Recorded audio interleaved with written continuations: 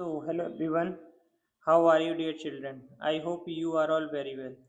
कैसे हैं आप लोग? उम्मीद है आप सभी लोग अच्छे होंगे और अपनी तैयारी रेगुलरली कर रहे होंगे। तो जैसा कि तुम लोग जानते हो कि हम पॉलिटी कवर कर रहे हैं, तो जिन लोगों ने पीछे वाले लेक्चर नहीं देखे हैं तो उनकी प्लेलिस्ट मैंने बना दी है, तो वो प्लेलिस्ट में जाके लेक्चर देख सकते हैं।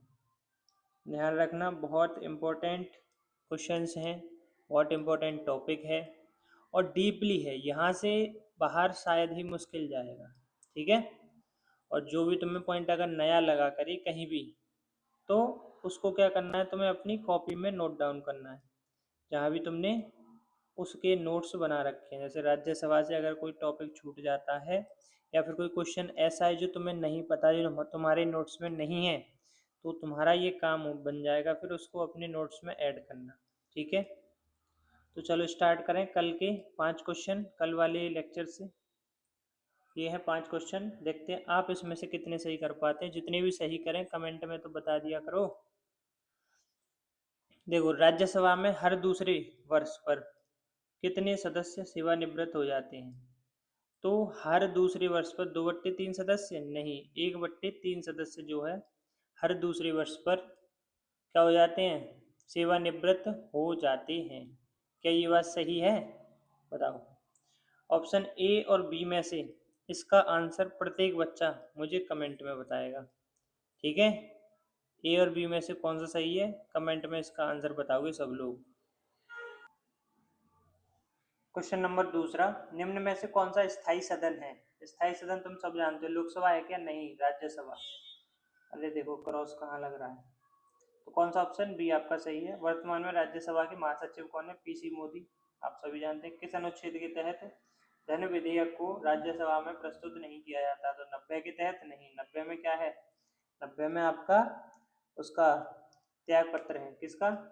और राज्यसभा का जो उपसभापति है और सभापति, ठीक है। 100 में निर्णायक मत है। 102 में जो अयोग्यताएं हैं, माइक कहाँ रखा है? 102 में जो अयोग्यताएं हैं वो है इसमें, और 109 आपका सही आंसर हो जाएगा। 109 करेक्ट है, ठीक है। न्यूनतम राज्यसभा सदस्यों के लिए आयु कितनी है? तो 25 वर्ष नहीं, 35 वर्ष नहीं, 30 वर्ष, ऑप्शन सी आपका। किसी ने कमेंट किया था कि 89 और 64 में अंतर क्या है? देखो देखो, पढ़ने वाले बच्चे की यही निशानी होती है, तुम लोग कोई डाउट ही नहीं पूछते। 64 में भी राज्यसभा का पदेन सभापति होगा, राष्ट्रपति। और वही बात 89 में भी लिखी है कि राज्यसभा का पदेन सभापति होगा। लेकिन फिर इन दोनों में अंतर क्या है? अंतर सुनो ध्यान से। देखो 64 में ना राज्यसभा का सभापति के बारे में है कि जो उपराष्ट्रपति होगा वो राज्यसभा का पदेन सभापति होगा, ये लिखा है 64 में। लेकिन 89 में ये बात तो लिखी है कि राज्यसभा का पदेन सभापति होगा उपराष्ट्रपति, लेकिन उपसभापति के बारे में भी लिखा हुआ है। उसका निर्वाचन चुनाव कैसे होना है वो भी 89 के अंदर लिखा हुआ है। तो दोनों सेम नहीं है। वो तो मैंने तुम्हें एक पॉइंट लिखवा दिया कि ये पॉइंट इसमें है। बात आई समझ में? ठीक है, तो जिसने भी कमेंट किया हो बता देना कि तुम लोग समझ गए। आ जाओ अगला, यहाँ से लेक्चर स्टार्ट होता है। राज्यसभा के विशेष अधिकार क्या है? कह रहा है आर्टिकल 249 के अकॉर्डिंग क्या है, यदि राज्य सूची का कोई भी विषय राष्ट्रीय महत्व का है तो राज्यसभा 2/3 बहुमत से प्रस्ताव पारित कर इन पर कानून बनाने का अधिकार संसद को दे सकती है। तुम्हें पता है कि संघ सूची और राज्य सूची और एक और कौन सी थी? समवर्ती सूची। समवर्ती सूची। संघ सूची पर कानून कौन बनाएगा? केंद्र बनाएगा, केंद्र बनाएगा। राज्य सूची पर कौन बनाएगा? राज्य बनाएगा। और समवर्ती सूची पर दोनों बनाएंगे, केंद्र और राज्य दोनों। लेकिन अगर कोई ऐसा मामला है जो हमारे देश के हित में है, देश के लिए है, इम्पोर्टेंट है, और लेकिन वो राज्य सूची का विषय है, तो उस पर कानून बनाने का अधिकार संघ को कौन दे सकती है? राज्यसभा दे सकती है। और राज्यसभा कैसे देगी? उस विषय पर 2/3 बहुमत से प्रस्ताव पारित करवाएगी, फिर उसके बाद में इस पर कानून बनाने का अधिकार संघ को दे दिया जाएगा, अकॉर्डिंग टू आर्टिकल नंबर 249। 249 में लिखा है, और यह 1 वर्ष तक लागू रहता है। ये जो नियम होगा ये 1 वर्ष तक लागू होगा। पहली बार राज्यसभा ने 1952 में व्यापार वाणिज्य उत्पादक वस्तुओं की उपलब्धि तथा विवरण को राष्ट्रीय विषय घोषित किया था। तो 1952 में ये काम हो चुका है पहले भी, तो ध्यान रखना, ठीक है। 312 आर्टिकल 312 में क्या और क्या अधिकार है राज्यसभा का? राज्यसभा 2/3 बहुमत से नई अखिल भारतीय सेवाओं की स्थापना कर सकती है। नई अखिल भारतीय सेवाएं मतलब जानते हो? जैसे नई अखिल भारतीय सेवाओं का मतलब होता है, अखिल भारतीय सेवाएं जानते हो, आईएएस वगैरह, इंडियन एडमिनिस्ट्रेटिव सर्विसेज, भारतीय प्रशासनिक सेवाएं, तो आईएएस यूपीएससी वगैरह ये अखिल भारतीय सेवाएं हैं।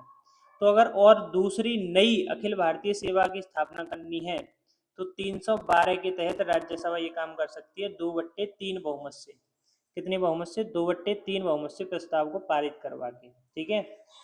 जैसे पहली बार 1961 में इसी का उपयोग करके भारतीय वन सेवा और भारतीय चिकित्सा सेवा इन दोनों की स्थापना होती है। फिर दूसरी बार 1965 में भारतीय कृषि सेवा इसकी स्थापना होती है।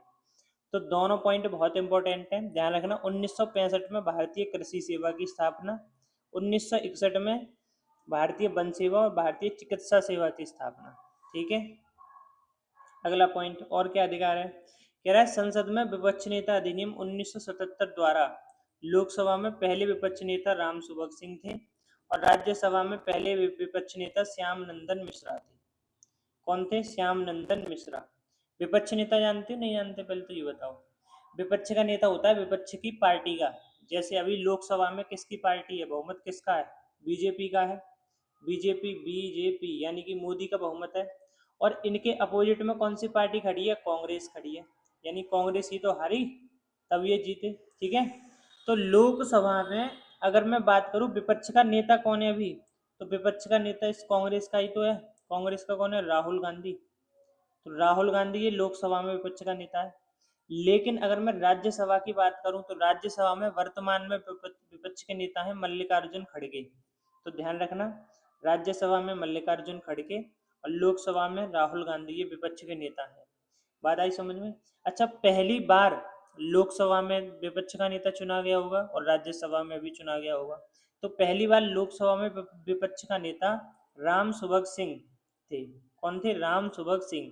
राज्यसभा में कौन थे? श्याम नंदन मिश्रा। इनको किस अधिनियम के थ्रू चुना गया? 1977 में आया था विपक्ष नेता अधिनियम, उसके थ्रू। बात आ रही है समझ में? ठीक। आ गया। और 97 क्या कहता है राज्यसभा से संबंधित? कह रहा है कि राष्ट्रपति, उपराष्ट्रपति, लोकसभा अध्यक्ष, राज्यसभा उपसभापति, ध्यान रखना कौन कौन है। राष्ट्रपति, उपराष्ट्रपति, लोकसभा अध्यक्ष और राज्यसभा का उपसभापति, इनका वेतन, भत्ते, पेंशन सब किसके द्वारा है? 97, ठीक है। आर्टिकल 97 में ये बात लिखी गई है। तो ध्यान रखना, राष्ट्रपति का वेतन कितना होता है? 5 लाख रुपए। और ये बात लिखी कहाँ है? आर्टिकल 97 में। अच्छा, मैंने तुम्हें एक और आर्टिकल बताया था। कौन सा? मैंने बताया था तुम्हें कि जो संसद है, संसद के जो सदस्य हैं, संसद के सदस्य जिन्हें सांसद बोलते हो, सांसद, सांसद, सांसद को क्या बोलते हैं? एमपी बोलते हैं। तो इन एमपी का वेतन किस आर्टिकल में है? इसको कमेंट करके बताओ। ये तो हो गया आर्टिकल 97 में कि राष्ट्रपति का, उपराष्ट्रपति का, लोकसभा अध्यक्ष का और राज्यसभा के उपसभापति का, ठीक है। तो ये वेतन जो है इसमें 97 में है। लेकिन सांसद यानी संसद के सदस्यों का वेतन किस आर्टिकल में, वो कमेंट करो। 97 को याद कैसे रखोगे? 97 को 7 से ध्यान रखो। 7 का मतलब 7, 7 का मतलब सातों दिन। आदमी भी ये चाहता है कि सातों दिन मुझे वेतन मिलता रहे, पैसा मिलता रहे सातों दिन। तो ध्यान रखना 97 में वेतन भत्ते हैं किसके? सभापति के, उपसभापति के। है सर, जहाँ में सभापति तो लिखो ही ना है। अरे ये नहीं लिखा उपराष्ट्रपति, उपराष्ट्रपति ही राज्यसभा का पदेन सभापति होता है according to article number 64 and 89, जो कि शुरुआत में आपका कमेंट था। आगे आ जाओ। 98, 98 में क्या है? संसद का सचिवालय। क्या है भाई? संसद का सचिवालय है 98 में। 98 में क्या है? संसद का सचिवालय। सचिवालय जानते हो? ये एक ऑफिस होता है, यहाँ पे लोकसभा राज्यसभा के लोग बैठकर काम करते हैं, सचिवालय बोलते हैं उसको। इनमें होता कौन कौन है? सचिव होता है, लिपिक होता है, अनुभाग अधिकारी होता है, क्लर्क होगा, सहायक रिपोर्टर होता है, अनुवादक होता है, ये सब लोग शामिल होते हैं। तो ये इंपॉर्टेंट नहीं है, इंपॉर्टेंट है बस सचिवालय कि संसद का एक सचिवालय होगा आर्टिकल 98 के तहत। आर्टिकल 99 शपथ, पीछे बता दिया था मैंने। आर्टिकल 99 संसद के सदस्यों द्वारा शपथ का प्रतिज्ञान। सदस्य तभी सदन की कार्यवाही में भाग ले सकते हैं जब वो तीसरी अनुसूची के अनुसार शपथ ग्रहण करेंगे। तो ध्यान रखना, तीसरी अनुसूची में, थर्ड अनुसूची, तीसरी अनुसूची में किसकी शपथ नहीं है? एक तो राष्ट्रपति की नहीं है, प्रेसिडेंट ना तो वाइस प्रेसिडेंट की है, और एक राज्यपाल की नहीं है। प्रेसिडेंट की किसमें? 60, इसकी कितने? 69 में। और राज्यपाल की कौन से में शपथ? 159। ध्यान करो अगर तुम्हें ध्यान हो तो। ठीक है। 100, आर्टिकल 100 पहले ही बता चुका हूँ। संसद के सदनों में मतदान प्रणाली कैसे होगी? और मतदान में वही लोकसभा अध्यक्ष जो उसको निर्णायक मत देने का अधिकार है आर्टिकल 100 के तहत। लेकिन 96 की क्लॉज 1, क्लॉज 2 है 1 है? कमेंट में बताओ, क्लॉज 2 है 1 है? कि उसको निर्णायक मत देने का अधिकार नहीं है जब उस पर कार्यवाही चल रही हो तब। 101, आर्टिकल 101, ठीक है। इसमें क्या है? इसमें है संसद के सदस्यों की अयोग्यताएं। जो भी संसद के सदस्य हैं उनकी अयोग्यताएं 101 में। 102 में भी अयोग्यताएं हैं। 101 और 102 दोनों में अयोग्यताएं हैं। ठीक है, पहले भी लिखा चुका हूं मैं, अगर तुमने पढ़ा हो तो। थोड़ा सा और 2-3 पॉइंट और जानो इनके बारे में। जैसे 101 में क्या है? संसद के सदस्यों की अयोग्यताएं कह रहा है दोनों सदनों का सदस्य नहीं रह सकता। अगर कोई दोनों सदनों का सदस्य है तो उसको अयोग्य घोषित कर दिया जाएगा। राज्यसभा, लोकसभा प्लस राज्य विधानमंडल दोनों का सदस्य नहीं रह सकता, पहले ही ऊपर बता दिया मैंने। लेकिन ये पॉइंट इंपॉर्टेंट है कि अगर 60 दिन तक वो लगातार एबसेंट रहता है तो उसकी सीट खाली मानी जाएगी। अगर कोई भी सांसद 60 दिनों तक बिना परमिशन लिए अनुपस्थित रहता है तो उसकी सीट खाली मानी जाएगी। अकॉर्डिंग टू आर्टिकल नंबर 101 उसको अयोग्य घोषित कर दिया जाएगा। 102, 102 में भी डिस्क्वालिफिकेशन है। ठीक है, for the member of parliament, parliament के जो मेंबर हैं सांसद उनके लिए डिस्क्वालिफिकेशन। 102 की क्लॉज 1 में है कि कानून द्वारा निर्धारित योग्यताएं, यानी कि अगर कोई सांसद कानून द्वारा निर्धारित योग्यताओं, कानून द्वारा निर्धारित जो अयोग्यताएं हैं उनके अंडर आता है तो वो अयोग्य घोषित होएगा। जैसे अगर कोई दिवालिया हो, पागल हो, अपराधहीन ना हो, ये सब चीजें। 102 की क्लॉज 2 के तहत अगर किसी पे लाभ का पद है तो भी वो अयोग्य है। 102 का क्लॉज 3 कह रहा है विदेशी नागरिकता लेने पर भी अयोग्य घोषित हो जाएगा। तो ये दोनों तीनों क्लाउज दे रखे हैं, ज़्यादा इंपॉर्टेंट है नहीं। 102 ध्यान रखना, ठीक है। नोट पॉइंट में क्या लिखा है तुम सभी जानते हो। कह रहा है अयोग्यता से संबंधित निर्णय लेने का अधिकार चुनाव आयोग की सलाह पर कौन करता है? राष्ट्रपति को है। बात आई समझ में? राष्ट्र 103, 103 में संसद सदस्य की अयोग्यता पर निर्णय कौन लेता है? राष्ट्रपति लेता है, ईसी की सलाह पर। ईसी मतलब इलेक्शन कमीशन, चुनाव आयोग की सलाह पर, 103 के अकॉर्डिंग। 104, 104 में क्या है? बिना शपथ लिए अयोग्य होने पर संसद में बैठने पर दंड।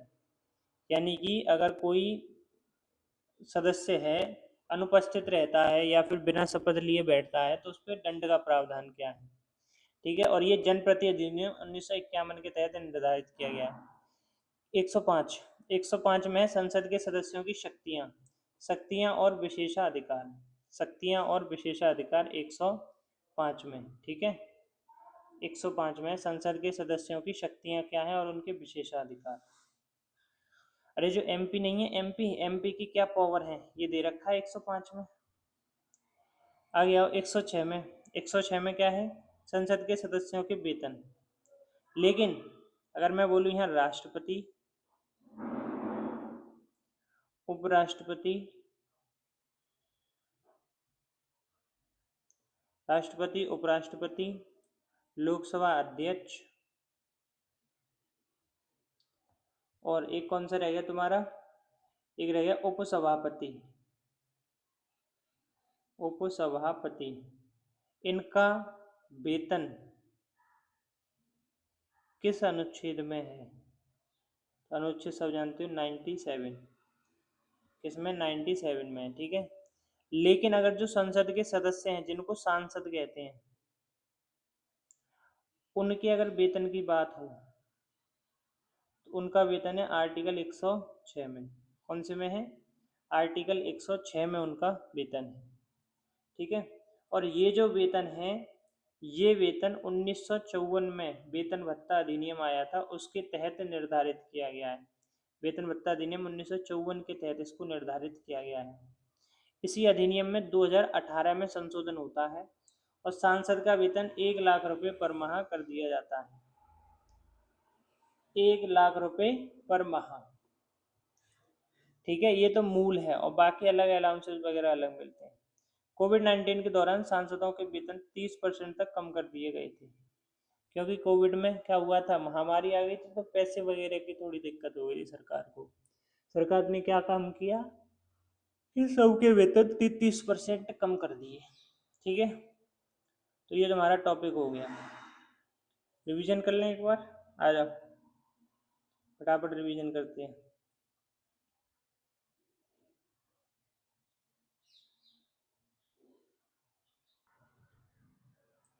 चलो थोड़ा जूम कर लूँ मैं इसको। यहाँ पे समझो। देखो, अगर मैं बात करूँ आपसे तो मुझे बताओ राज्यसभा का गठन किस आर्टिकल में 80 में है। इसी 80 में लिखा हुआ है कि 12 सदस्य मनोनीत कर सकता है कौन? राष्ट्रपति। ठीक है, इसी 80 में। राज्यसभा, राज्यसभा के बाद बताओ तुम मुझे आर्टिकल 89 में क्या है कि उपराष्ट्रपति राज्यसभा का पदेन सभापति हुआ। आर्टिकल 89 में लिखा हुआ है। ठीक है, 89 पदेन सभापति, पदेन सभापति कौन होगा? ये होगा वाइस प्रेसिडेंट। कौन है अभी vice president? CP Radhakrishnan, CP Radhakrishnan. तो ये हो गया 89। और जाओ 90, आर्टिकल 90। एक तरीके से पूरे ही 100 तक देख लो, 91 92 93 94 95 96 97 98 99 100 तक। आर्टिकल 90, आर्टिकल 90 में क्या है आपका? आर्टिकल 90 में है जो तुम्हारा पद है, पद की रिक्ति, पद की रिक्ति, पद की रिक्ति के संबंध में। कौन सा पद? जो राज्यसभा का सभापति, सभापति और उपराष्ट्रपति, उपसभापति, सभापति और उपसभापति, इन दोनों का पद की रिक्ति के संबंध में है। आर्टिकल 91 में बता दिया मैंने क्या है।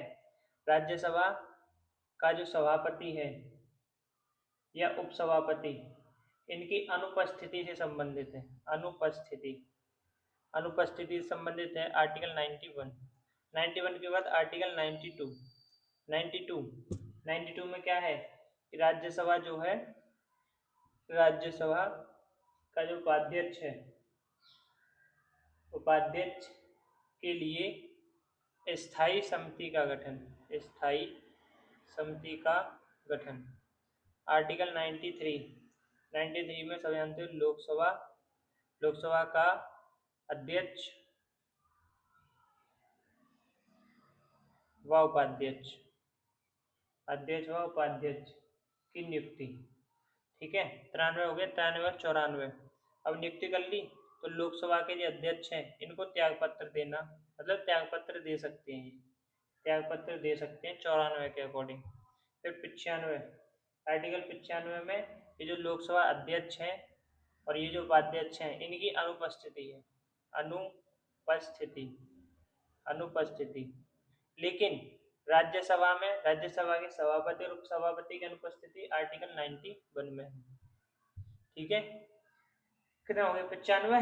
95 के बाद देखो 96, 96 आर्टिकल 96 में क्या है? कार्यवाही, कार्यवाही किस पर कार्यवाही? लोकसभा अध्यक्ष पर, लोकसभा अध्यक्ष पर कार्यवाही।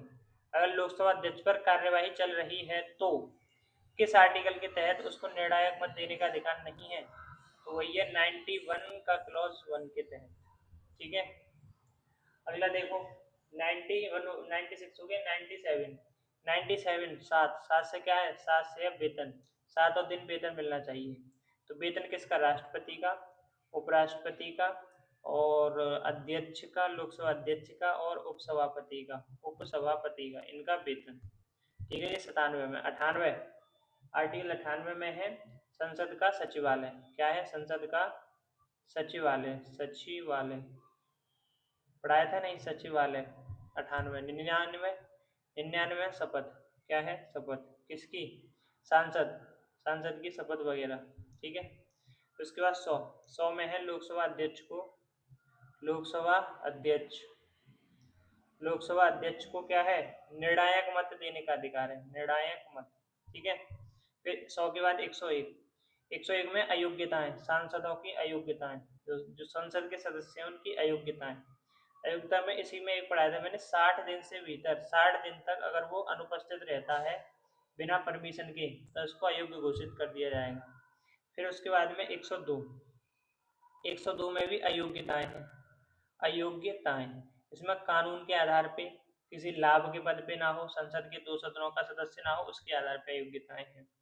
103 में है कि अयोग्यताओं संबंधी जो निर्णय लेगा, अयोग्यताओं से संबंधित जो निर्णय लेगा, निर्णय कौन लेगा? निर्णय लेगा प्रेसिडेंट, प्रेसिडेंट। और ये किसकी सलाह पर? ये लेगा तुम्हारा ईसी, चुनाव आयोग, इलेक्शन कमीशन की सलाह पर। 104, 104 में है कि अगर कोई संसद का सदस्य, संसद का सदस्य अनुपस्थित रहता है तो उस पर दंड के प्रावधान 104 में है, ठीक है। 105, 105, 105 में क्या है? संसद के जो सदस्य हैं, संसद के जो सदस्य हैं इनको एमपी बोलते हैं हम, उनकी क्या पावर है, उनके क्या शक्ति हैं, शक्ति व उनके विशेषाधिकार। 106, 106 में है इनके वेतन, एमपी के वेतन, यानी कि मेंबर ऑफ पार्लियामेंट के जो सदस्य हैं उनके वेतन उसमें 106 में।